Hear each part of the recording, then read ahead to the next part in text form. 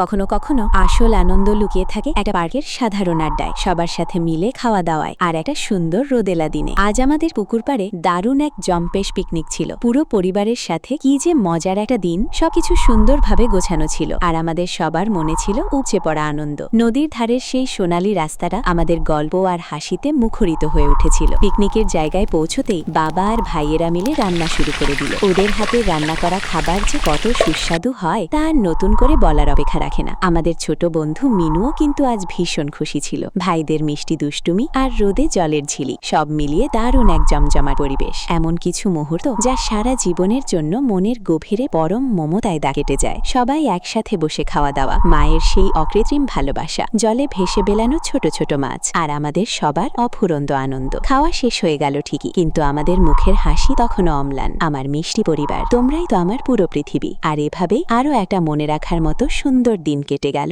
আমার এই পৃথিবী।